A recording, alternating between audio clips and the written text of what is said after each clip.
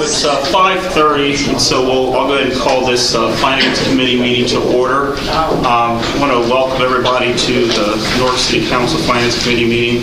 I just want to remind you that please come to the podium when you speak, direct your questions to the chair, and we'll have a nice evening. So, we have two pieces of legislation on our agenda tonight. The first is to consider resolution number 1440, appropriating monies for the current expenses of the municipal corporation with regard to the retention of outside legal counsel. Director Busker. Yes, Mr. Chairman, we are requesting an additional $12,000 to put over into our professional services account to pay some bills that are coming. We have two pieces, there's two sections here that we need to vote on. The first is the appropriation from the unappropriated balance from the stabilization, and the other one is actually suspended from the general fund. So just want to make that clear to the committee. Yeah, I ask a question? Mrs. Floyd. Is this for negotiations, I assume? Yes. Okay. I'm sorry, for the record, I didn't say Mrs. Floyd, Mr. Marmee, Mr. Bubb, Mr. Cost, and myself are present, so. But we are present, so. Any other questions of Director Busker? I'll make a motion for section 1. Second. Oh, shoot. A pen that doesn't work. Thank you, sorry.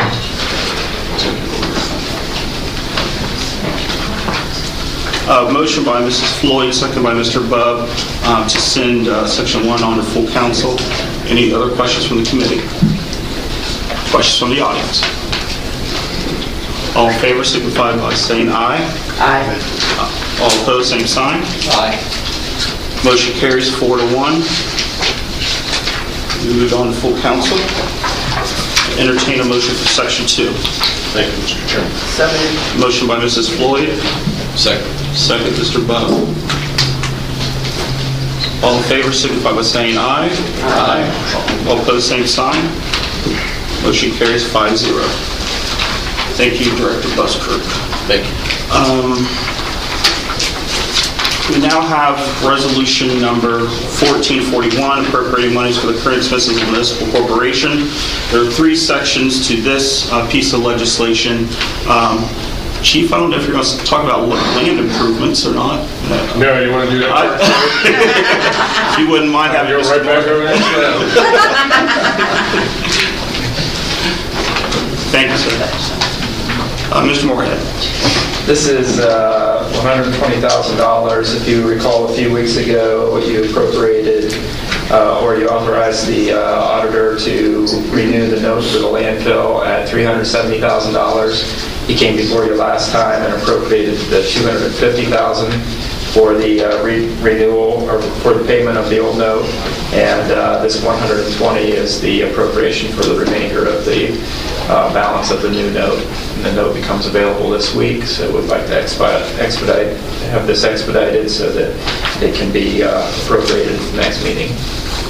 Thank you, sir. Make a motion. Motion, Mr. Bubb. Second. Second, Mrs. Floyd. Questions from the committee? Questions from the audience? All in favor of this on the full council, signify by saying aye. Aye. Opposed, same sign. Motion carries 5-0. Thank you, Mr. Moorhead. Chief. And we have section 2 and 3 are both yours, I see. Thank you, first of all, for the opportunity to speak to the committee today. It's safe to say in the police division, as long as a lot of other different departments in the city, we have some major components that make the police division run. The people, the facility, computers, vehicles, and radio. And with the money we have, we do our best to fight whatever battle's going on at the time and get what we have to have at that point. A month or so ago, I came in and asked for some money to transfer to fix our computer situation. We've done that and everything is working well. We have a unique opportunity now. Our radio system, I shared with this committee a couple of weeks ago where I said, or perhaps it was a safety committee, where I said if you call somebody on the radio, somebody at the other end is going to hear, and that's true. but those radios, the communication center is being held together with Band-Aids, rubber bands, paper clips, you name it. We make it work. The radio of the future for the state of Ohio is the Marks radio system. Licking County has already gone to it. They built a tower here in Licking County for better reception. Those radios cost about $5,000 a piece. We need at least 75 because of the number of people we have and to have spare radios. We have a unique, limited time opportunity to buy those radios complete with battery charger, carrying case, the extended mic for the officers wear, for less than $1,000 a piece. They're refurbished radios out of the city of Houston. They went to the next generation. Marks traded all their radios in. They're being refurbished and sold for less than $1,000 a piece. We can get 75 radios with all the other stuff we need at the facility to change over our dispatch center to a Marks communication center for $90,000 total. We applied for a grant through the Franklin County Department of Homeland Security for the full $90,000. There was $800,000 available for a 5-county area that surrounds Franklin County. We were told we would receive $20,000 of our $90,000. And to get that $20,000, it must be used to purchase those radios. It can't be used for anything else. That's what we asked for. At that point, because it is a unique opportunity, it's just something that has to be done. I approached the safety director, the service director, in conjunction with the $20,000 from the grant, $20,000 that I would scrape from my own existing budget. I asked the administration if they could find some way to come up with another $50,000. They've looked in different places. Mr. Rhodes has offered an additional $25,000 through capital improvements, but the remaining $25,000 remains out there. I suggested to me, the chief, just do what you can, find this through your own budget. We are 2 officers short, and as I started this conversation, police officers are an important component. We're 2 officers short now. We purposely not filled those positions because we didn't know what was going to come with negotiations, whether or not a salary increase could result in the potential for layoffs, and we would certainly not want to hire anybody and lay them off. So we had 2 police officers' salaries, including health benefits, police, the 18.5 pension fund, other things that go along with a police officer's salary that are not being used for 2014. We dipped into that with $60,000 for the radio, or the communication center. I'm now asking that we be able to transfer a total of $25,000 from personnel costs into operating costs so we can move forward with purchasing these radios. Thank you, Chief. Questions from committee? Make a motion. Motion by Mr. Bug, Second. second Mrs. Floyd. Motion, is there any further questions from the committee? Question from the audience? All in favor signify by saying aye to move this on to full council. Aye. All opposed, same sign. 5-0. Thank you. Thank you, Chief. And for the section 3, I'll entertain a motion for this. Motion. Motion, Mr. Bug. Second. Second, Mrs. Floyd. Questions to the committee? Audience? All in favor, move this on to full council, signify by saying aye. Aye. Opposed, same sign. Motion carries 5-0. Okay. Thank you, Chief. That concludes legislation for the Finance Committee. Next is service. Mr. Chairman. Oh, I'm sorry. Can I ask, I don't know if it'd be more beneficial, but with the first piece of legislation going on to full council, I will be asking to have that separated into 2 separate pieces of legislation. I don't know if it can be done ahead of time, in advance, so then in preparation, but with 2 independent issues in the same legislation, I'd like for that to be separated. If we can do it ahead of time, it might be more beneficial, but I'll... Can we do that, Mr. Law Director? Oh, you Need a can. motion. If we could do the paperwork ahead of time, but it has Right. to be a motion on the floor of council before Right. you separate the question. Yeah. Okay. But All usually, of them could do the paperwork and have it ready if that motion passes. Okay. yeah. But I like to tell people ahead of time. Gotcha. Any other comments from the committee? We are adjourned, and then service is next. I bring the Service Committee meeting to order. Our committee members present are Mr. Blake, Mr. Rath, Mr. Bubb, Mr. Valletta. First ordinance, consider ordinance number 14-12, approving the editing and inclusion of certain ordinances and a resolution as part of the various component codes of the codified ordinances, providing for the adoption of new matter in the updated and revised codified ordinances, repealing ordinances and resolutions in conflict therewith, and declaring an emergency. Nicely said. I'm going to assume an attorney is going to want to present this. It's fairly rudimentary. We're required to publish all the ordinances that we pass. We do so electronically and in paper. That company then updates those periodically, usually about once a year. It's been a little over a year since ours have been updated. And this is simply a piece of legislation to allow that company to update our ordinances. The reason for the deadline of emergency was at their request in order to meet their printing schedule. So it's a fairly ministerial function that we're required by law to do. Thank you. Make a motion. Second.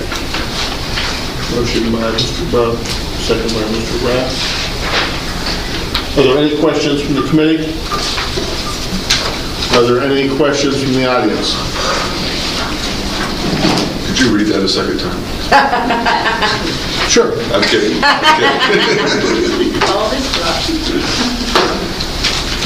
Okay. All in favor? Aye. All opposed, same sign? Excellent. Okay, our second piece, consider resolution number 14-43, authorizing and directing the Director of Public Service to negotiate and enter into contract without competitive bidding for the purchase of radio communication equipment within the Division of Police. Good evening, Mr. Chair. You've heard Chief Sarver explain the need, and it cannot be understated. We have a profound challenge of communications equipment. I commend our chief and his command staff. They did a robust search to see if any other vendors offer this type of equipment. They do not. And I'm of the mind that it's the best thing to do is to waive the requirement. There is a limited window of opportunity to attain these radios. Motion. Second. Motion by Mr. Bubb, second by Mr. Rath. Any questions from the committee? Can I assume that these radios are something we're going to need and going to use regardless of what changes down the road?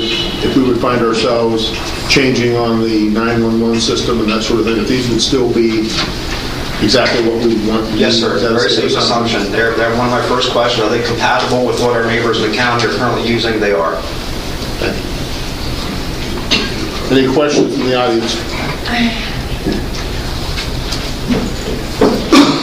All in favor? Aye. All opposed, same sign. Thank you very much. And that's all we have for service commissioners. I'd like to call this meeting of Newark City Council Safety Committee to order. Members present are Floyd, Johnson, Guthrie, myself, and Rath. The first item on our agenda this evening is to consider ordinance number 1409, amending Chapter 618 of the codified ordinances of the City of Newark, Ohio, regarding sanctions for violations resulting in serious injury to persons. Mr. Rath, would you like to give any comments or an explanation of the proposal? I would. This is something that I'm bringing forward. First off, let me start off with saying that regardless of my history and breed-specific legislation, this has absolutely nothing to do at all with breed-specific legislation. But that's what brought this to my attention. And when we were talking about breed-specific legislation, I heard Mr. Sasson mention several times about a free first bite, or a first bite that's free. And I'll be honest with you, at the time when we talked about this a year ago, I didn't really understand what he meant by a free first bite. And I guess during the leash legislation, it finally clicked. And I understand it with discussions with him, it finally clicked. So I guess let me explain to you what that means. If a dog attacks somebody, then it can be declared vicious. Once the dog is declared vicious, and it attacks somebody and causes serious harm, then the court system can order that dog be euthanized. Now, if a dog has not been declared vicious, and it attacks somebody in our community and rips his face off, the judge does not have the ability to order that dog euthanized. This legislation reverses that. It gives the judicial system the discretion to order a dog be euthanized humanely by, to be specific, the court may order that the dog be humanely destroyed by a licensed veterinarian, the county dog warden, or the county humane society. So my intent here is not to say that if I grab for a dog's bone and it snaps at my hand, that dog needs to go down. That's not my intent. But my intent is that if a dog attacks somebody, seriously injures them, bites them in the face, bites them in the throat, causes serious bodily injury, I don't want that dog to be able to do that again. So I want that dog euthanized, and this gives the courts the way to have that ordered. Thank you, Mr. Rath. Do we have other discussion from the committee? Mr. Guthrie? Yeah, Mr. Chairman, Doug, do you mind if I ask you a question? Sure. I wanted to ask the law director how does this jive what we're doing here with existing state law? Can you expand on that at all? Our vicious dog ordinance is beyond the breed specific, which was, as you know, revoked by the state legislature. But our provisions with regard to sanctions for the conduct of a vicious dog when it's running at large are essentially identical to the state. And the way that works is that you have to have a violation of law underlying this whole process in order for a human being to be charged with a crime.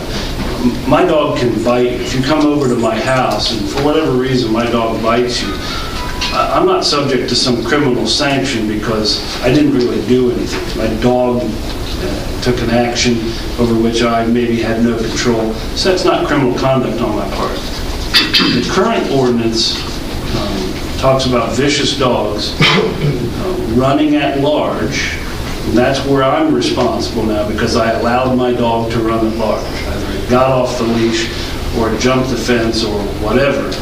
I don't have my dog under control. And in the course of that process, where I'm now potentially criminally liable for not controlling the dog, if that vicious dog bites a person and causes serious physical harm or kills another dog, that dog is subject to mandatory euthanization. The court must order that dog euthanized. If a vicious dog, while in the course of running at large, causes just physical harm, not serious physical harm, but physical harm to a human being, that vicious dog is subject to discretionary euthanization, meaning the judge can order the dog euthanized, but is not required to. That's consistent right down the line with the Ohio Revised Code. Our current ordinance with regard to non-vicious dogs is also is exactly the same as state law. This would enhance that provision so as to say, if a non-vicious dog, while in the course of running at large, bites a human being and causes serious physical injury, in addition to other sanctions that might be imposed upon me by the court if I'm found guilty, the court would have the authority, not mandatory, but the discretionary authority to order that dog euthanized on the first bite. Of course, we know that if my dog is running at large and engages in that type of behavior and causes serious physical harm and is not euthanized and I keep the dog, it's now by definition a vicious dog. So on the second bite, it's going to be subject to these mandatory or discretionary euthanization.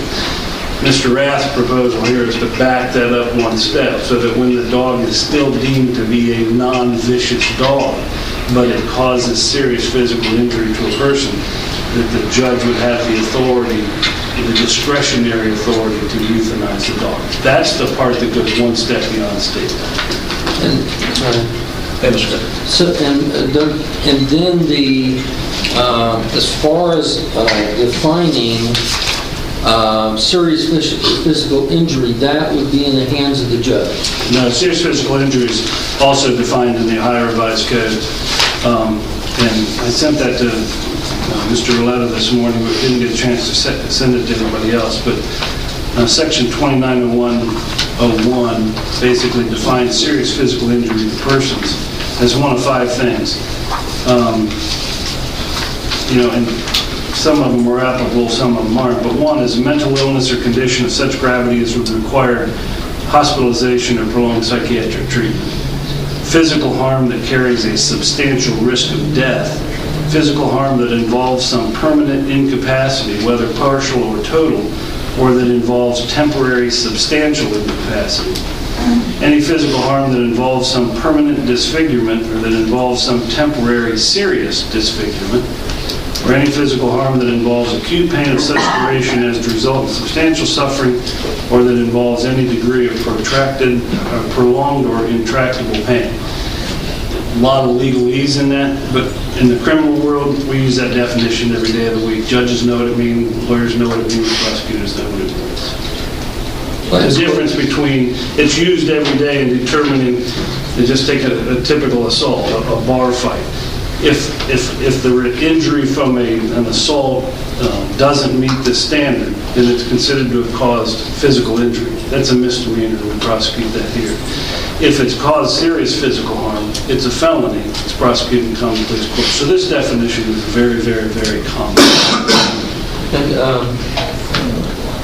Doug, as the supervisor of the prosecutors, do you see many circumstances where this language would have been beneficial? Mr. Roletta asked me that this morning. To be honest with you, I'm not sure. We see a lot of cases of dogs running at large, non-vicious dogs running at large. We see or hear of a lot of cases of non-vicious dogs biting a person and causing serious physical harm. But in order to fit into this realm, you have to put those two together. You have to have a non-vicious dog that caused serious physical harm while it was running at large. And to be perfectly honest with you, I don't think I spend enough time up front in our criminal section to be able to honestly answer your question as to whether that happens very often or not. I just don't know. Thank you. Thank you. Do we have any other discussion from the committee? Yeah, my point is, if a dog is going to attack somebody and cause serious physical harm, it's probably going to do that again. The dog is not deemed vicious at the time of the bite. The dog is, and this is something that, if you want to clarify, I'm paraphrasing you, Mr. Sasson, but the dog is deemed vicious at the time of the conviction. So even though a dog attacks somebody and causes serious physical harm, if that dog was never, or that owner was never prosecuted in a court of law, that dog still isn't vicious. If a dog's going to attack somebody and they're going to bite somebody and they're going to cause serious physical harm, my belief is it's going to do it again.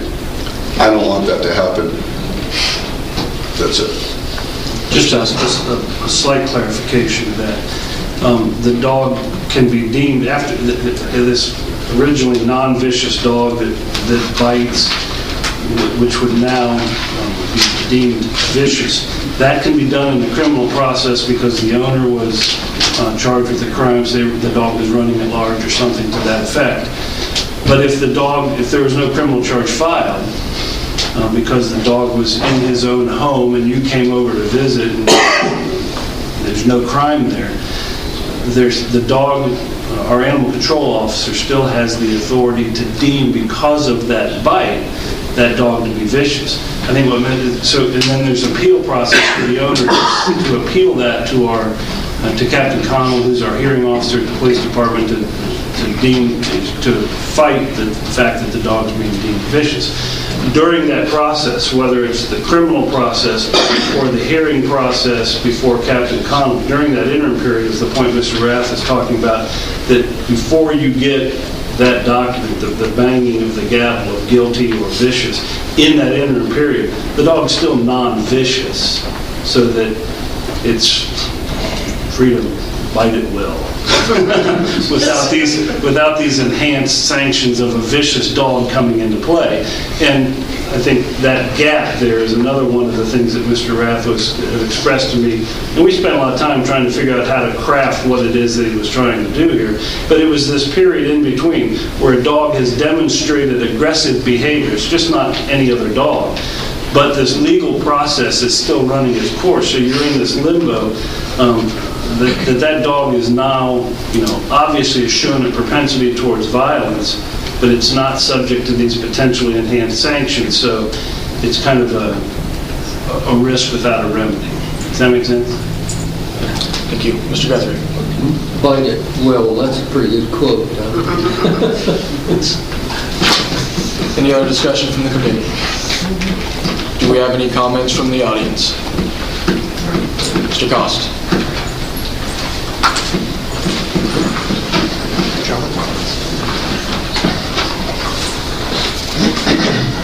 Bill Cost, 1639 Krebs Court, Newark. This might be splitting hairs, but I want to make sure I understand something. If the dog is on someone's private property and not running at large, so to speak,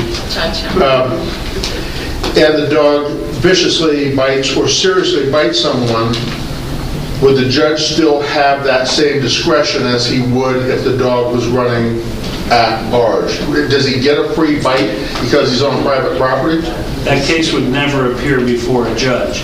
Because if I'm visiting your house with my dog and we're sitting watching the NFL draft and I see the Cleveland Browns draft Johnny Manziel and I shout hostile language at high volume, I might scare your dog and it might bite me. Okay? That doesn't impose any kind of criminal sanction on you, so that case never goes to court.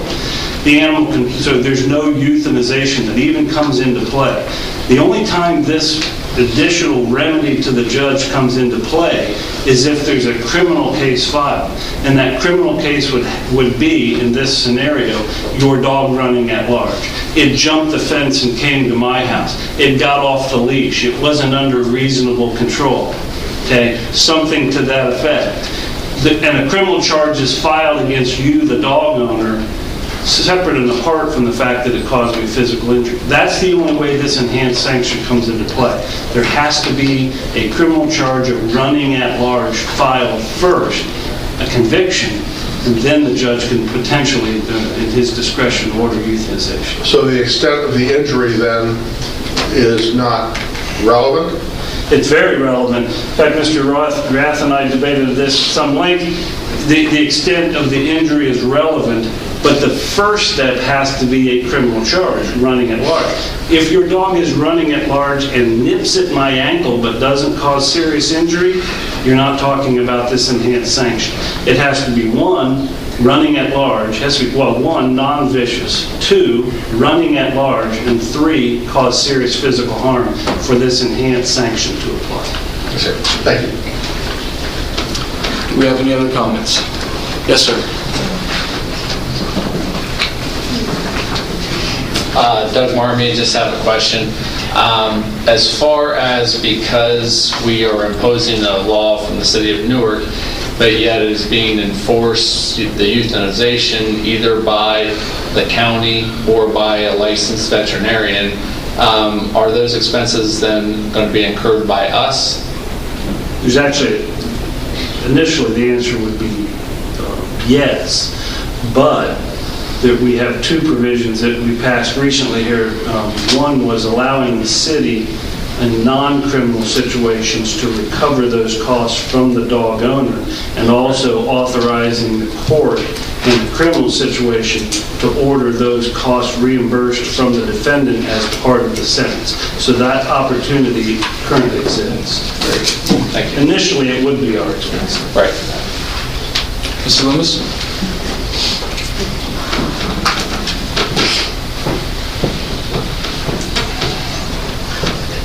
Rhonda Loomis, 870 West Church Street. I was wondering, right now, I think that if they remove the dog from the city, then is this where you could say, well, okay, under this new rule, he'd have to be euthanized, but if he's out of the city of Newark, would he no longer have to be euthanized, or the dog? First, the euthanization under this scenario is discretionary with the court, so the judge can do as he or she sees fit. It's not required to euthanize the dog. So they would take into consideration all relevant factors. Moving to another jurisdiction may be considered by the judge to be a relevant factor, but it doesn't change the jurisdiction and it doesn't change the applicability of the sanction. So regardless of where I live, if this event occurs in Newark, I'm going to be subject to Newark ordinances, and I'm going to be subject to whatever sanction the judge in the municipal court here in Newark seeks to impose on me wherever I live after that. So if I live in California and I'm back here visiting, this scenario occurs, I'm subject to Licking County Municipal Court jurisdiction and whatever sanction that judge wishes to impose. Thank you. Any other comments? Any other discussion from the committee? Do we have a motion to send this to full council? I'll make a motion. Motion by Rath. Do we have a second? I'll second it. Second by Johnson. Any further discussion? Seeing none, all those in favor, please signify by saying aye. Aye. All those opposed, same sign. Aye. The motion passes 4-1. That concludes our agenda, and capital improvements is next. Capital improvement meeting this time.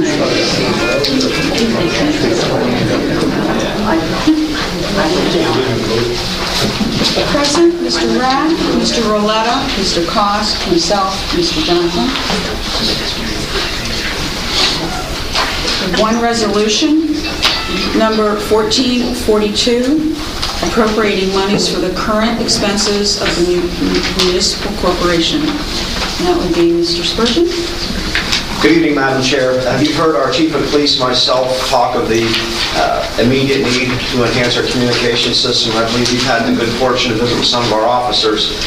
This is the part of the funding model, if you will, where the service director has graciously put in $25,000 of capital improvements money.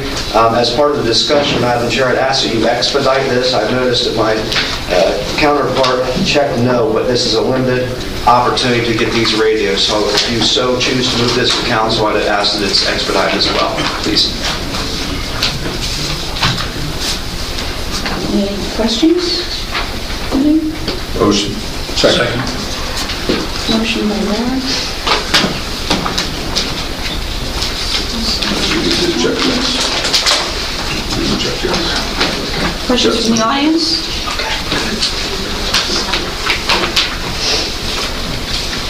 Motion to move to full council? Calling for a vote? Yes.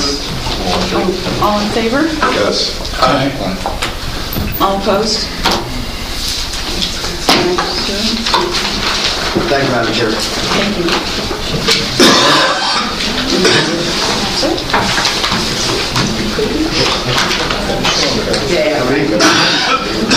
Sometimes when there's a lot of things here, but that's not right now. Capital improvements is concluded. Okay, I'm going to call this Personnel Committee to order. Members present are Bub, Marmee, Guthrie, and Roletta. The ordinance 1411 basically said amending the position authorization tables of the City of Newark Division of Fire by creating 3 new lieutenant positions within the Department of Public Safety, Division of Fire, resulting in a strength authorization of 9 and reducing the position of captain by 3 through attrition, resulting in a strength authorization of 5.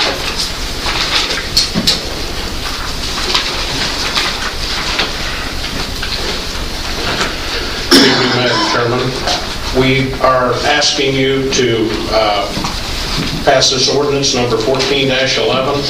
Talking with the chief and the director, we feel that this will enhance our operational efficiency and improve our command structure. Basically, what we're asking the council is to increase the number of lieutenants from 6 to 9. The part with the captains will be as they are leaving. So money won't be affected right away. It's not like we're demoting something. Okay. How many captains are there right now? There are 7. One has retired. Okay. Okay. Does anybody on the committee have any questions of Director Busker? Just Yeah. one question. Mike, was this in any way subject of the negotiations, this whole issue of making this change, or how it might relate to the promotional provision that's in the contract? No, sir, it was not. Anyone else on the committee? Any council members in the audience have any questions? Okay. Is there anybody in the audience who has a question of Mr. Busker? If you do, I'm going to ask that you go to the podium, state your name and address, and then ask your question of the chair, and then he will answer it. If not, we'll let him sit down. I'm sure there are people who have comments to make, so thank you very much. Thank you. There may be a question come up later. I'll call you back. Okay. Are there any members of the audience who would like to speak? Okay, Mr. McElfresh?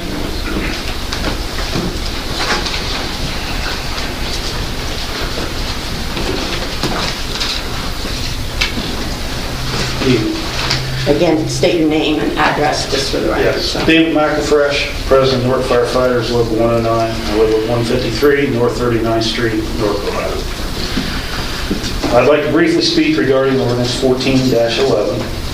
I was advised council on behalf of Local 109, I rise to oppose this ordinance in its current form and under these current circumstances.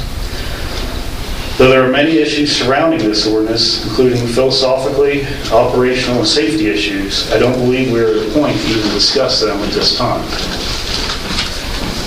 This issue was never brought up in the months of negotiations between the City of Newark and IFF Local 109. And other than a brief discussion with the fire chief after filing a grievance on this issue, there's been no discussion recently on this issue. This should have been negotiated in good faith with the union and not the way it's currently being handled. Because this is a subject of at least 3 grievances by our local and our members, at this time I prefer not to speak on the details regarding this, other than to say it is a subject of a grievance. Because we believe that the administration is what they are trying to do is a clear violation of our collective bargaining agreement. I'm aware that the advocate has made public records request of the grievances, so it is public record that our grievance pertains to a vacancy occurred in the promoted rank of captain, and per our contract, the collective bargaining agreement, the vacancy shall be filled in 10 days. Because this did not happen, the corresponding vacancy for lieutenant also did not occur, leading to a grievance regarding lieutenant vacancy that also has not been filled. So not only do we believe it was a clear violation of the collective bargaining agreement, it also certainly a disservice to the members who have trained, studied, and worked to be on the list to be promoted that have now, without notice, been denied that opportunity. Because Local 109 believes there's a clear violation of our contract, we have filed to proceed to arbitration on the first of the 3 grievances that we've received back. It would seem prudent and appropriate that council will not move forward on this ordinance pending the outcome of the grievance arbitration decision or the promotion to fill the current vacancies per the contract or any other possible resolution to this pending grievance. Thank you for your time. Is there anybody on the committee who has a question of Mr. McElfresh? Just in case. Okay. Okay. Thank you. Okay. Are there? Okay. Which one? Madam Chairman, I have a couple questions regarding structure, and I don't know whether Mr. Spurgeon, you want to answer them, or whether Chief Stickrat. I believe Chief Stickrat is most appropriate to discuss our command structure. Thank you, Chief.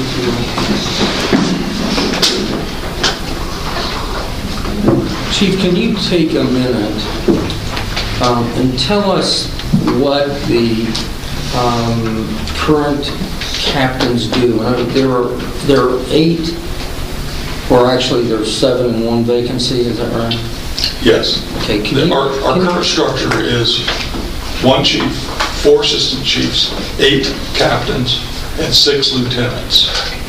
The 8 captains' responsibilities are very similar to that of the lieutenant. How we came to having an excess of captains is probably 20, 25 years old. And at the time, there was a belief that by creating these additional captains' positions, then that would offset some overtime costs. And it temporarily probably was cost effective. But over that 20 to 25 year period, you've been paying people at a higher pay rate than was necessary to fulfill that function. Now, the function of the captain is a field level officer. They're in charge of a company, and a company is comprised of 3 or more individual firefighters. They initially, at the scene of fire emergencies, initiate our incident command system. They basically oversee all operations of whatever unit they're on. Now, 3 of these captains are, excuse me, I have got a cold. The 3 of the captains are assigned to shifts, and they're in out stations. Those are the ones that we're talking about eliminating. And what happens there is 2 out of the 3 days, a lieutenant is in that station basically doing the same function as the captain.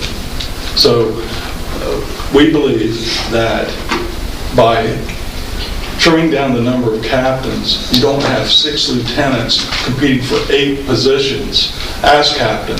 You'd have a more clearer structure of 4 assistant chiefs, 5 captains, and 9 lieutenants. This will, I believe, become a little bit more competitive process from lieutenants that want to become captains. When you have 6 lieutenants and 8 captains, it's almost if you take the exam and you score high enough, then it's basically just a matter of attrition whether or not you achieve that captain's level. I believe we've already promoted 2 captains off the current eligibility list.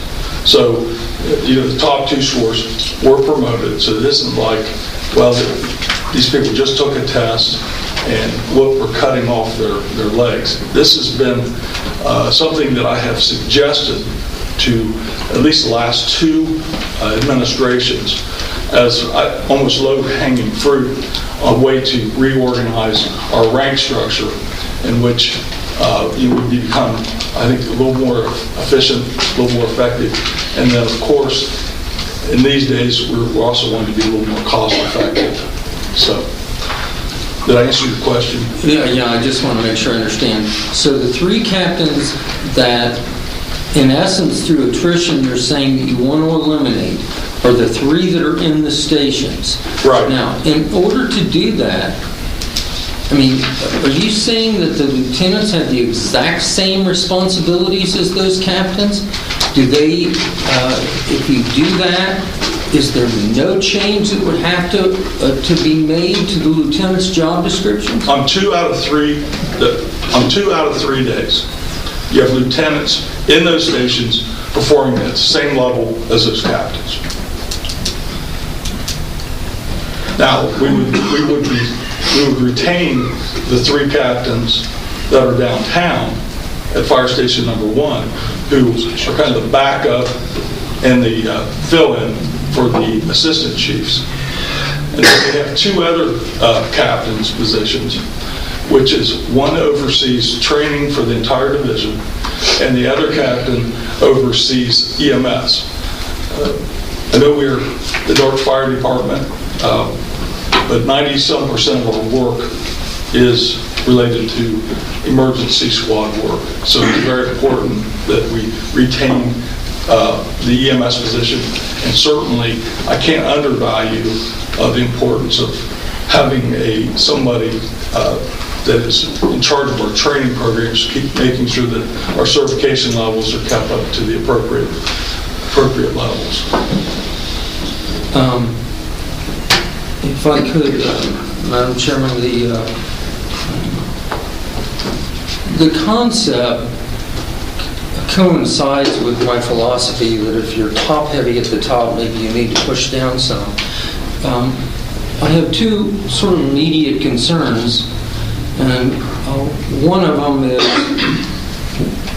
has to do with the timing, that this is coming to council at a time that there is a grievance and a arbitration, and it seems like that it couldn't have been too big of a surprise to folks that this retirement was coming down the pike, that maybe this is a little bit timed where it should have been as far as the process. Actually, the opening was created by Captain White, and he did not give us any more warning, I think.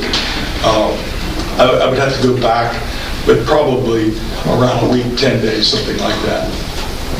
And that did come out of the blue. So again, this has been one of those issues that I've talked about with 2 different, this administration and the previous. I can't really speak to why it is coming forward at this particular time, because again, I was asked back in 2012, what are some optional organizational changes that we can make to the current form? And so this was one of the ones that I suggested. I think I probably made 7 or 8 suggestions, but this was one. Yes. Chief, am I right in assuming that, for instance, if a lieutenant has to fill in for a captain, they are paid at captain wages, is that correct? They are. For that period of time? They are. Does that happen very often? I'm not sure on the frequency of that. It does happen. Can you give me a ballpark? No, I cannot.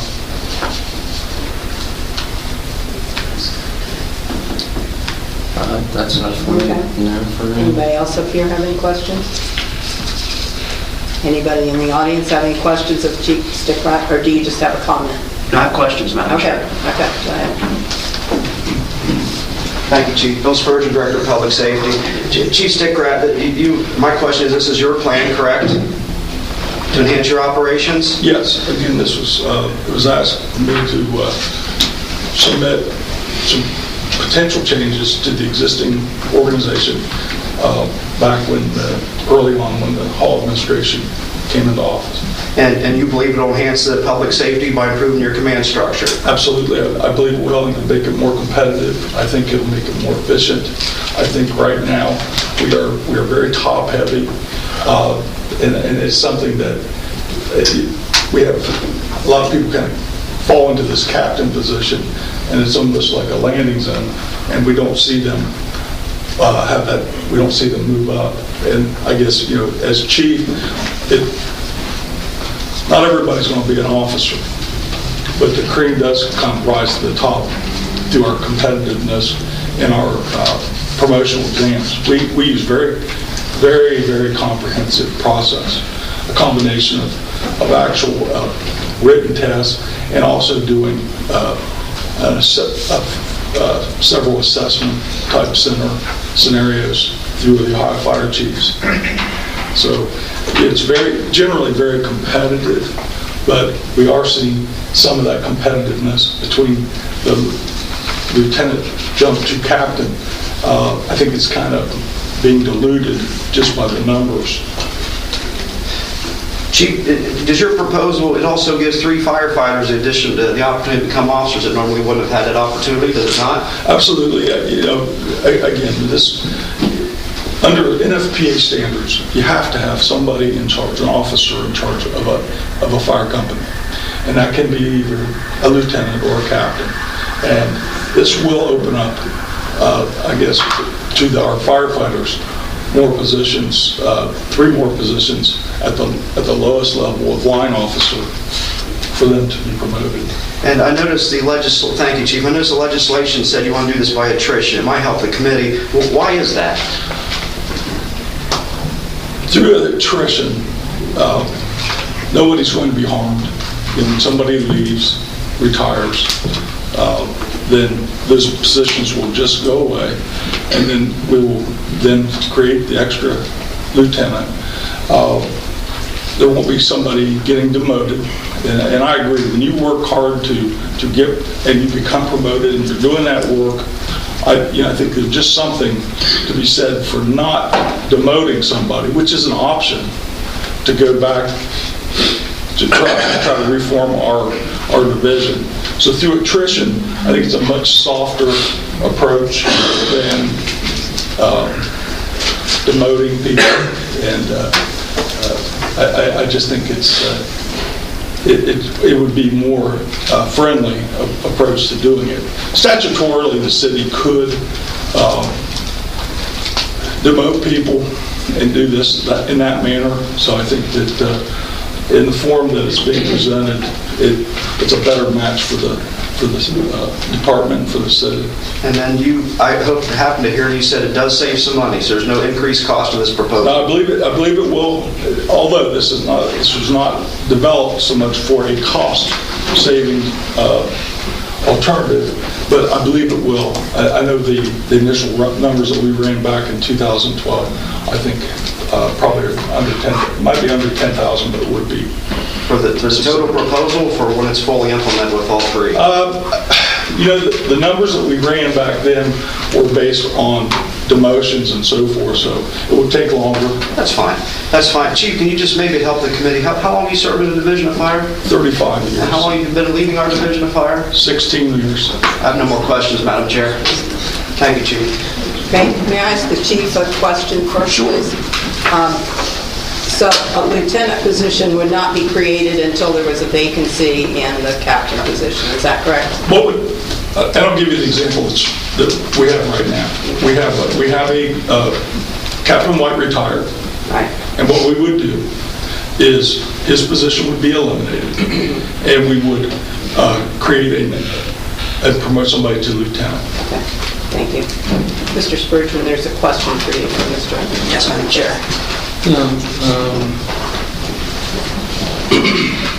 Mr. Spurgeon, based on the chief's comments that he brought this to the administration early on, whose decision was it not to bring it to this council before we have a grievance and arbitration in front of us? I mean, to me, if the plan was to do it through attrition, which makes sense, why didn't it happen before this? Because I met with the chairperson of this committee, and I asked as soon as we were aware of a vacancy in the Division of Fire to have a committee, and she was uncomfortable with that and said we could do it on the 12th of May, so here we are. Madam Chairman. My point is, a long time has transpired since the chief brought this to your attention, correct? Did you not just ask the chief a question about... Absolutely. When he brought this? Absolutely. And it was the beginning of the administration? Absolutely. 2 years and 4 months ago, 5 months ago? Yep. What would be the reason that we wait until we have a grievance and an arbitration and a retirement before bringing legislation which made sense because you were simply proposing to do it through attrition? The grievance has nothing to do with the timing of it. The grievance has been filed after I asked for it to come to committee. Why are we doing it now? Because we continually evaluate our safety services. And we have to time things, we do things strategically, and this was the time to do this. I guess it's a matter of opinion. So it is. You're welcome, sir. Is there anyone else in the audience who would like to make a comment? Mr. Green?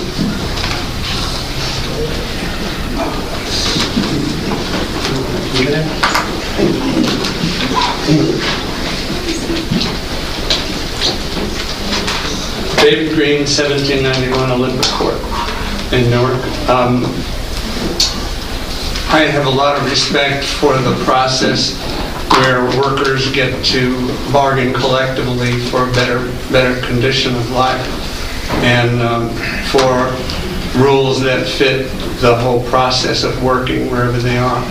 And I'm concerned that with some of the comments, I think many comments are good, but concerned that this was not done and is not being done through the collective bargaining process. That if an agreement is reached, then it should be upheld by both sides of the agreement, and then when that's dissatisfying, there can be grievances filed and there's a process outlined. So I'm very concerned that we don't undermine the process of collective bargaining. Thank you.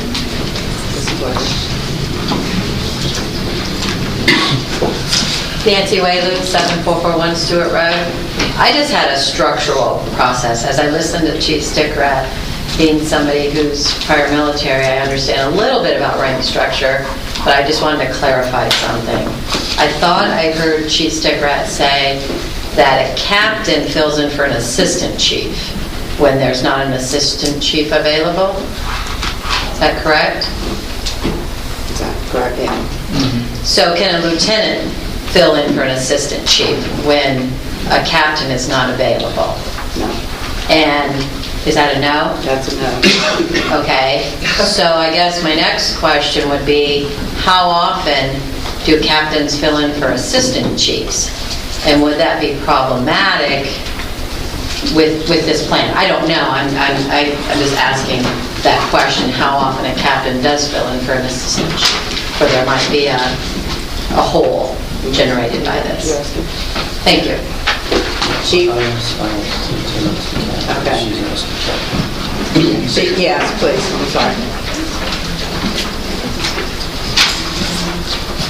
How often do captains fill in? I apologize. That's okay. I don't have the exact number, but that is somewhat dependent on when the assistant chief takes time off. Under our current system, they do get a Kelly day every 3 weeks, so that that becomes one tour right there. But I don't have the entire number. I don't believe that eliminating these 3 station captains are going to have a large effect on those costs. And I'm aware of them, and but again, that's kind of why they were created in the first place. And the problem becomes, what is the difference between a lieutenant and a captain in those stations? And it's just we currently have morphed into that 8 captains and 6 lieutenants. It just doesn't make sense. It's been something during my 16 years as chief I've had to kind of struggle with, because that captain's position, I think, is an important rank within our structure, but it has not been delineated sufficiently to say they do this much more than a lieutenant. They're that in-between rank. You're getting off the first line management line into the second line, and they do have the ability to fill in for the assistant chiefs. Thank you. Mrs. Linus.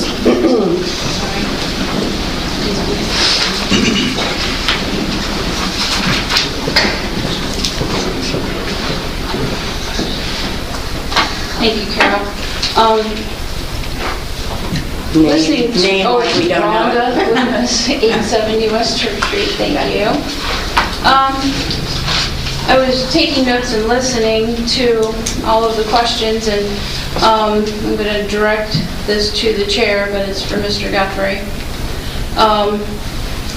You're asking why now? And February 10th of this year, after the majority on council passed the pay raise, I copied and pasted your quote to employees in the administration, and you say, I fear that people are being led to believe here we have no options if we approve this fact finder's report, but to lay off employees, and that is why I am talking about every alternative and asking employees to come up with ideas to help us save dollars, to help save jobs. And to your point about why now, I would like to also put that back to you as to station number 1, to which you voted against and were quoted in the paper saying no bricks and mortar over people. You actually touted station 1 and said it was deplorable that employees were working in such an environment. So I can't understand how, I guess I can't understand why you're asking the administration how and why now, when that's exactly what you asked them to do February 10th when you passed the could-be $1 million pay raises to the city of Newark in 2015. Thank you.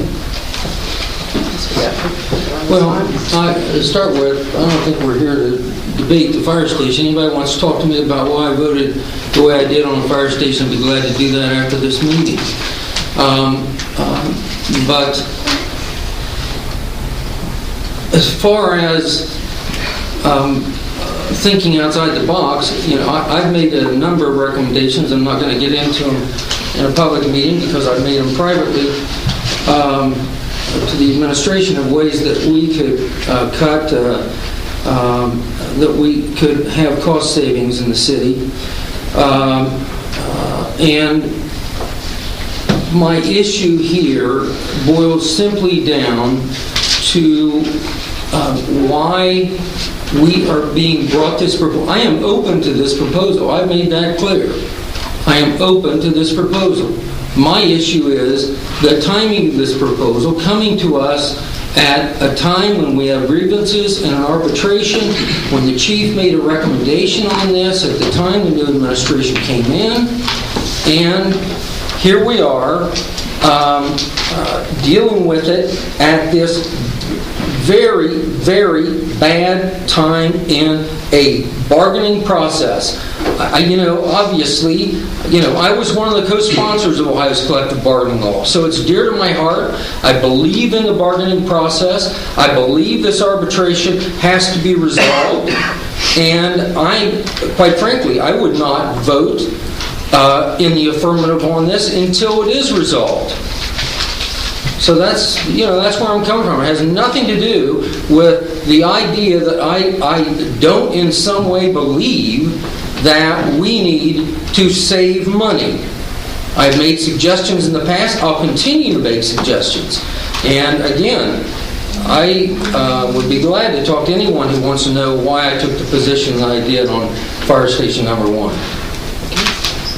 Any other comments from anybody else have a question or comment? Yes, sir. Please give us your name and address. Good evening. Stephen Smith, 314 North 10th Street. As a citizen, just listening to the comments made, My concern would be efficiency over safety. As the gentleman stated, that the two positions pretty much perform the same duties. I would like to know a little bit more about that and be careful if we don't sacrifice safety to save money. So my question would be primarily, what are some of the safety duties of the captain that can be performed or are performed that a lieutenant cannot currently perform? And are we giving up some of that just to move forward to save some money? So I guess that's really all I have to say. Thank you. What, Chief?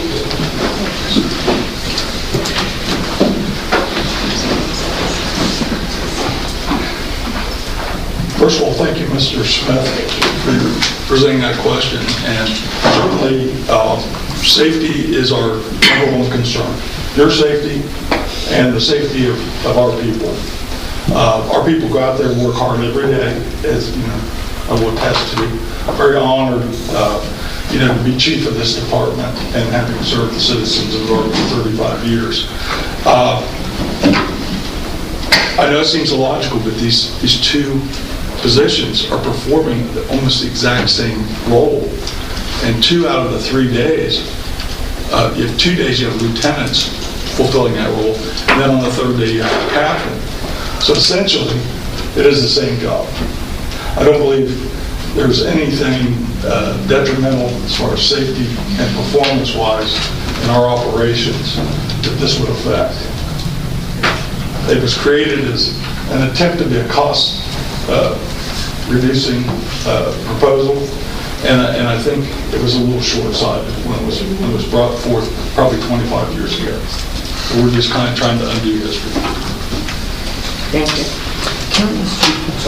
Chief, can I ask you a question on that? It seemed in the comments that you stated that the testing for a captain is pretty high standards. Is that correct? All the promoted ranks are very comprehensive.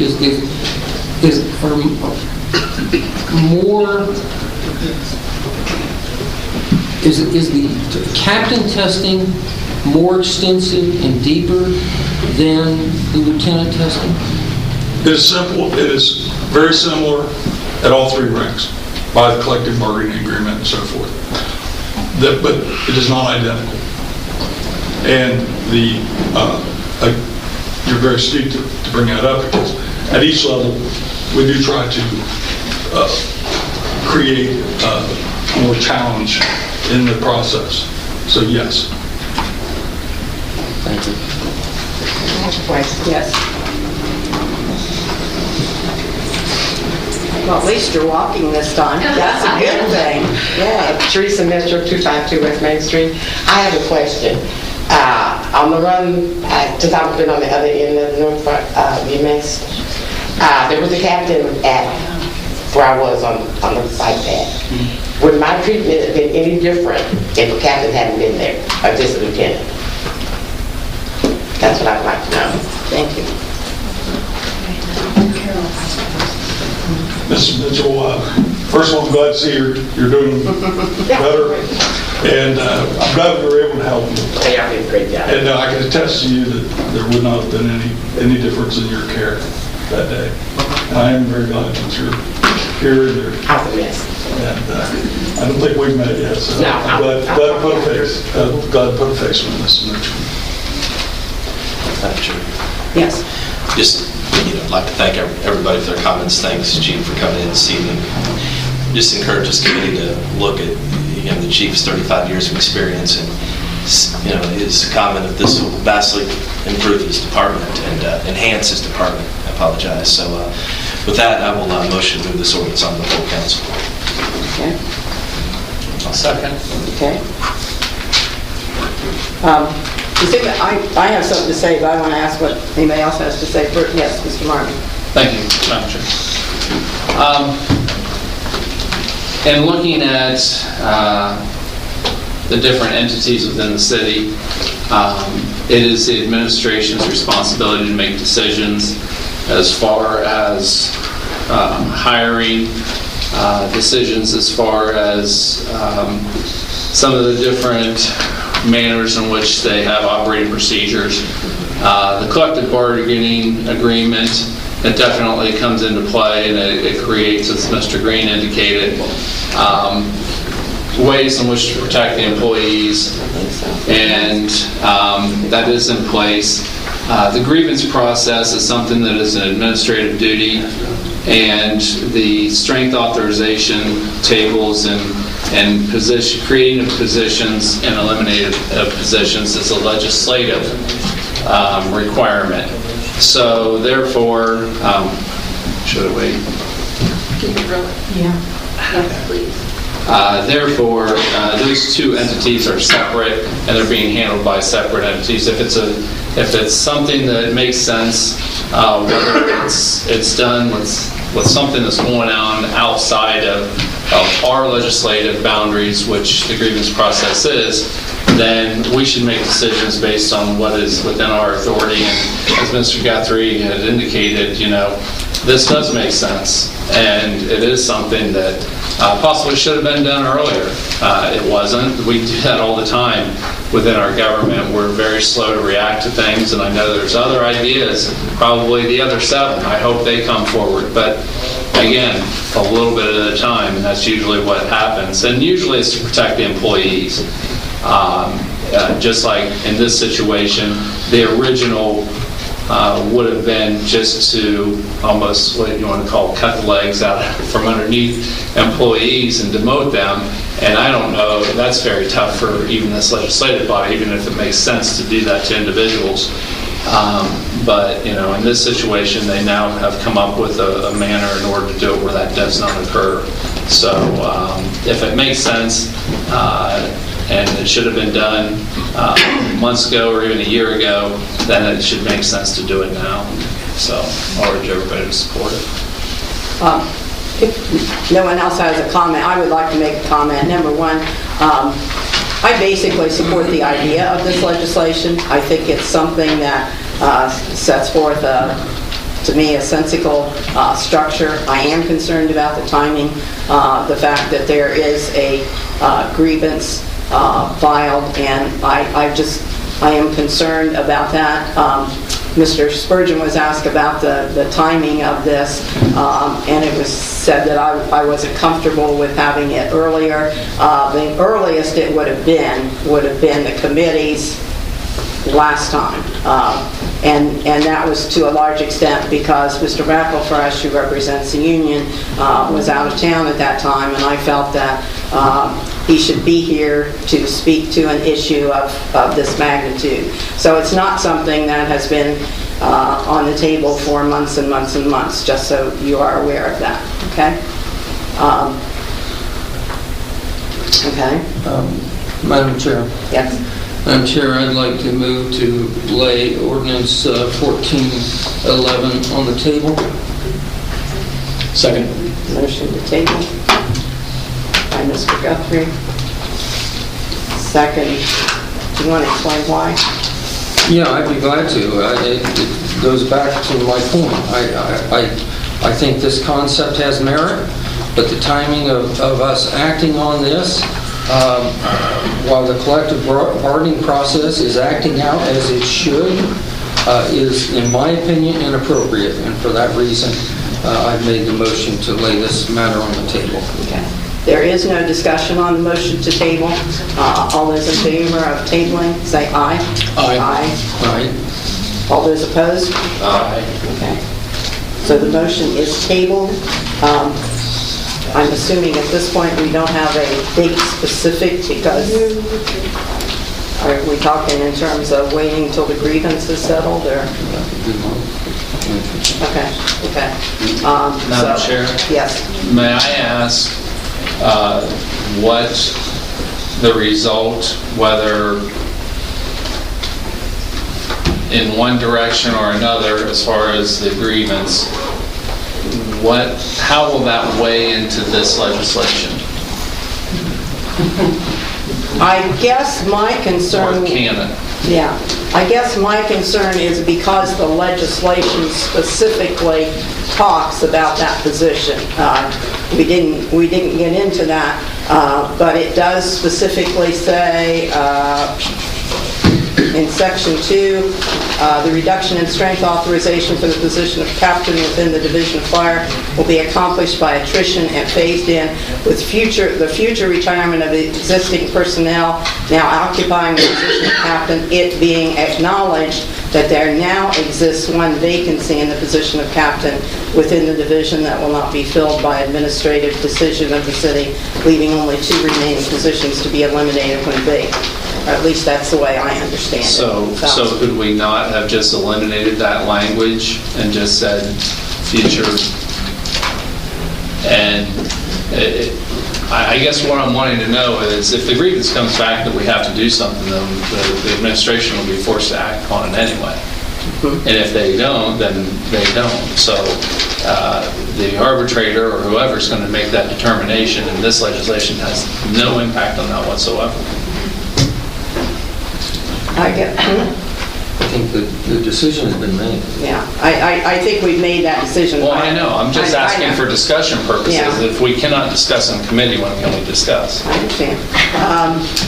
It seems to me that,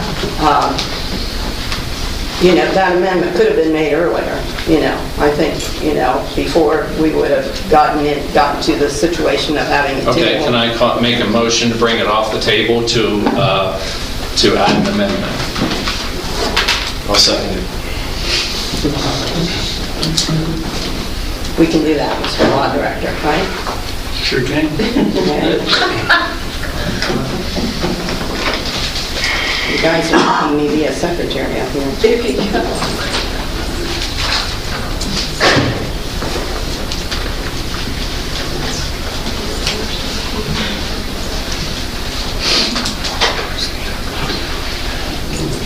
Okay. All those in favor, excuse me, of bringing the motion off the table signify by saying aye. Aye. Those opposed? No. Nay. Okay. The vote is 2-3. So it is tabled for now. Let's see where we go from here. Thank you. Can I guess what I'm trying to find out is what is it going to take as far as if there's a decision either way on the arbitration, what's going to happen? It would seem to me that if the decision of the arbitrator, I'm not a lawyer, but it would seem to me that if the decision of the arbitrator is that the captain's position is filled, then we basically will be back to the number of captains that we have. And then if we pass this, then that as the attrition occurs, that the position would change. We lose 1 captain at a time as people retire and add a lieutenant at a time. So we couldn't have done that now and just not filled the position?